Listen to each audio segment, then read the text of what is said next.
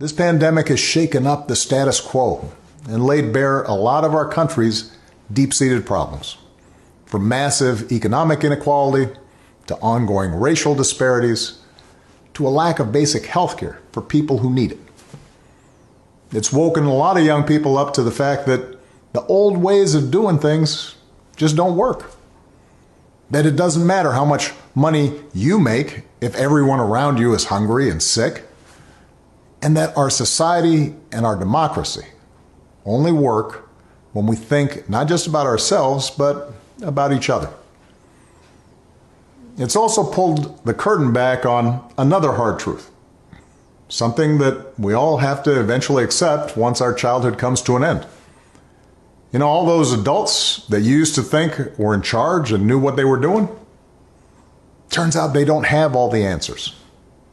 A lot of them aren't even asking the right questions. So if the world's going to get better, it's going to be up to you.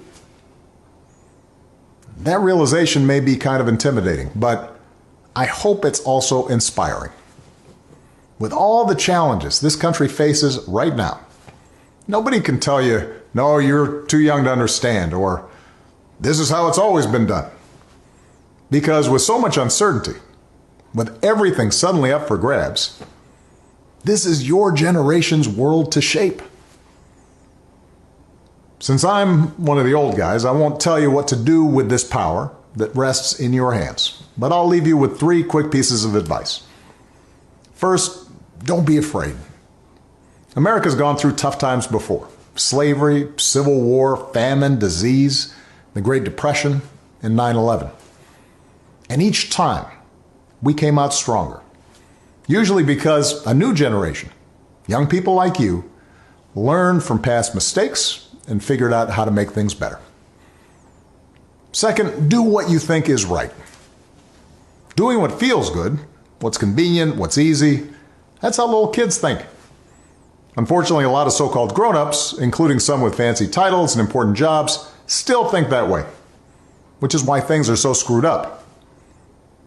I hope that instead you decide to ground yourself in values that last, like honesty, hard work, responsibility, fairness, generosity, respect for others.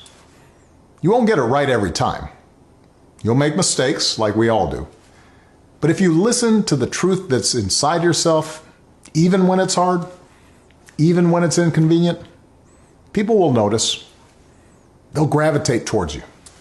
And you'll be part of the solution instead of part of the problem. And finally, build a community.